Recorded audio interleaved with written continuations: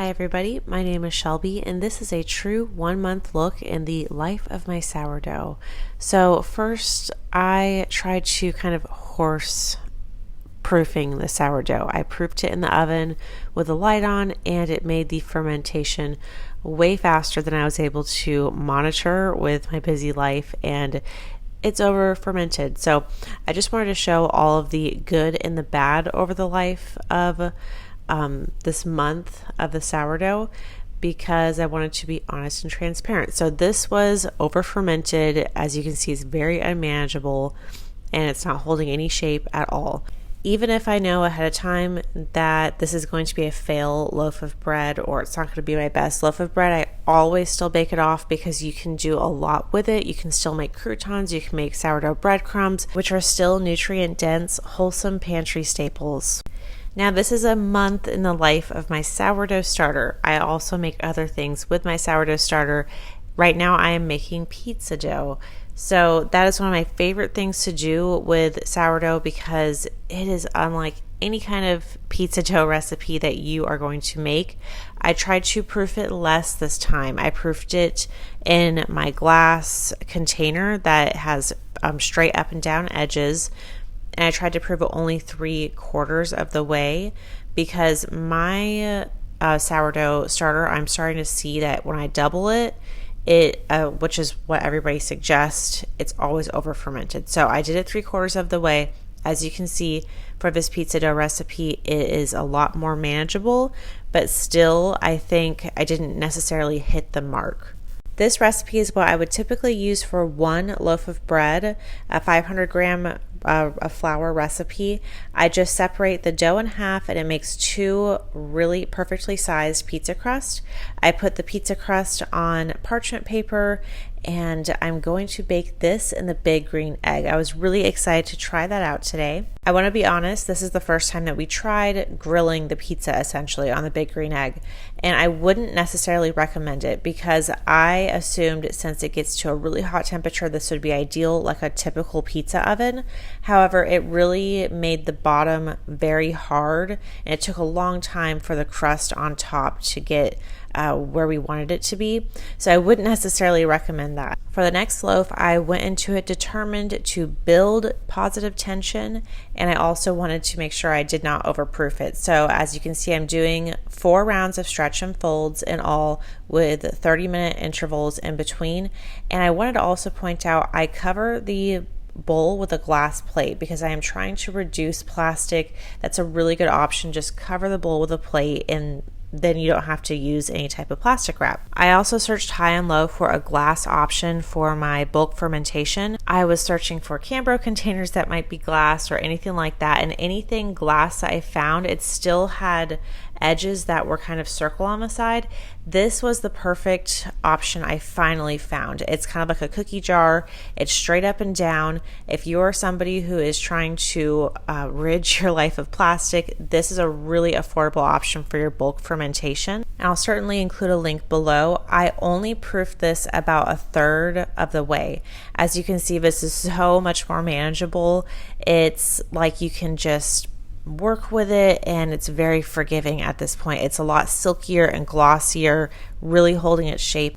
For shaping, I wanted to try something new. So as you saw, I did the stitching technique and then I flipped it over, and right now I'm doing some tension building steps. I'm just kind of pushing against the counter to really build a spring and some tension on the inside with minimal amounts of flour. If your dough isn't over fermented, it should be really easy to work with it with minimal amounts of flour on the counter. At the end, I folded it in half for like the little taco effect that I recently saw.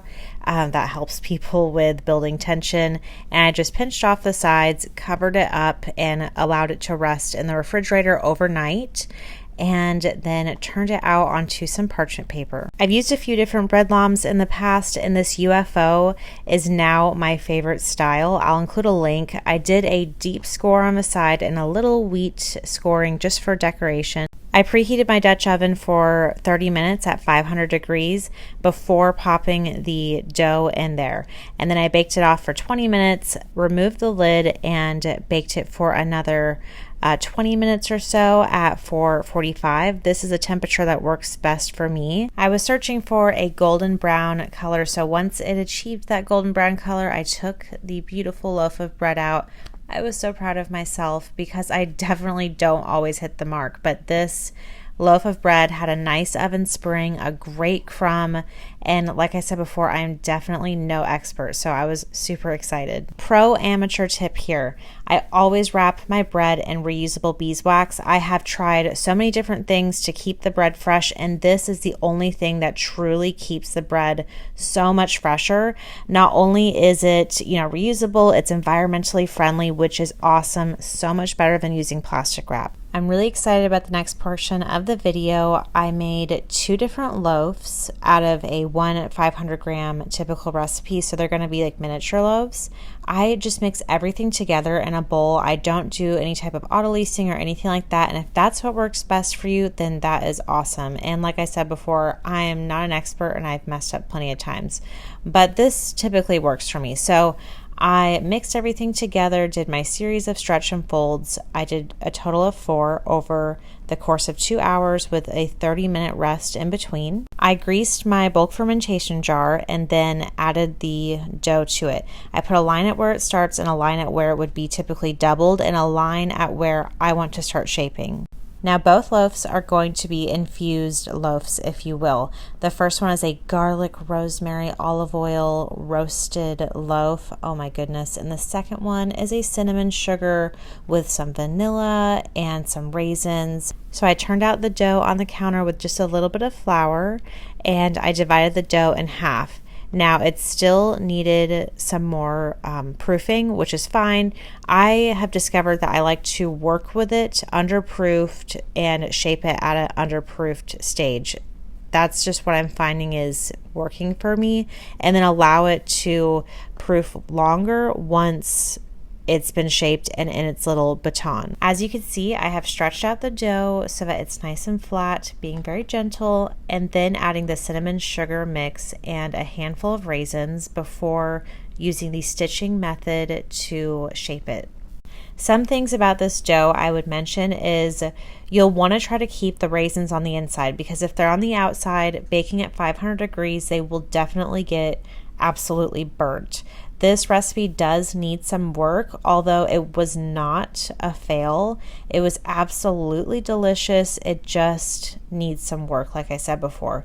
So you have to be careful with where the sugar is exposed and where the raisins are exposed, because the sugar will also burn at those high temperatures. So try to keep everything on the inside of the dough if possible.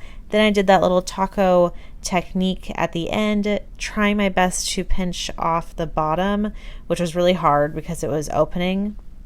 Next up, I started working on the roasted garlic loaf. Yum. So as you can see, I'm very gently stretching it out and then opening up the most delicious smelling roasted garlic rosemary concoction. I made sure to really get all of the oil off of the foil. This would be better if you roasted it in like a little like Dutch oven type of thing that's enamel lined. But anyways, I tried to spread out the lovely concoction, doing the stitching method to shape it afterwards. And I will say that all of this is new to me. I am definitely a beginner, so don't come at me if I'm like not doing this very good. I'm learning here. After stitching it all together, I flipped it over, utilizing the actual countertop to build tension. We want a nice soft top and trying to build that as much as possible without all the goodies kind of exploding out of it in the process. So once I was satisfied with that, I just put a little bit of flour in the baton and did my little taco method, pinched off the bottoms just like I always do, and covered it up to rest in the refrigerator overnight. I always get so excited for the next day, just dreaming of these lovely loaves. I turn them out onto some parchment paper, which can definitely be reused multiple times, y'all. I just want you to know that. I'm using my UFO lamb to cut right down the center of the cinnamon sugar one. And for the garlic one, I'm doing a little different score, like a plus sign with some fancy stuff on the side, just for fun. And everything was so therapeutic. I love scoring bread, even if I'm not the best at it and it doesn't look so good. This is something I totally look forward to. I placed both loaves of bread in a Dutch oven that has been preheated for 30 minutes on 500 degrees. I baked them off for 20 minutes before removing the lid and allowing them to bake for another 20 minutes on 445. Now I just want you guys to listen to the symphony of crackling happening. Why does this sound so lovely to my ears? And can I tell you, my house smelled incredible. It smelled like fall. I don't even know which loaf was honestly better or smelled tastier. This was a total win. Next, we're making overnight sourdough fermented pancakes. I love this recipe. You use your sourdough discard to make the most wonderful, nutrient-dense pancakes. I add some cinnamon, some nutmeg to make it nice and fall flavored. You can add butter, but I just wanted to use avocado oil, made no difference, and whisk everything together. Then I put the pancake batter in the refrigerator overnight, and you can see the nice genuine bubbles that are happening. And preheat my cast iron skillet. Make sure it's nice and hot. I put a good amount of butter on the skillet before adding the batter. And then once you see those bubbles come to the top, flip those lovely pancakes, and oh my gosh, those were so good. So you can make a whole bunch of these and freeze them or eat them over the course of, I'd say, like 3 days or so, which is what I do. It makes breakfast really easy in the morning because I am like all hands on deck with the kids. So having pancakes already made from a few days ago or in the freezer makes my life so easy. And I know that this is really good quality food. Pancakes do not have to be unhealthy if you use good quality ingredients and you're not using syrup that is made from corn syrup and things like that. So I prefer to use honey when I'm feeding pancakes to my kids. I just think it's a healthier option. And if you're wondering how I get those lines on there for the glass, I just use a dry erase marker, so you can just constantly change things as you need to. So I bulk fermented it about 2/3 of the way up, and then I just stretched out the dough onto the counter. This is like a standard 500 gram recipe. I use the stitching technique to shape, and then I'm using the counter to build that tension, get it a little bit smooth on top. That way we can hopefully build some type of tension enough for an oven spring. I am using a bench scraper to help me with this dough. That is a really great tool if you're struggling with working with your dough or it's a high hydration or you're new to this. Then I allowed the dough to rest overnight in the refrigerator before scoring it in the morning. To be honest, once this loaf came out, we ate half of it so quickly, so I forgot to take a last video shot of the full loaf. It wasn't my most perfect loaf, but it wasn't my worst loaf. We used it that night in French onion soup as the croutons. Thank you guys so much for watching a month in the life of my sourdough, and I will definitely be doing these videos more often. Bye.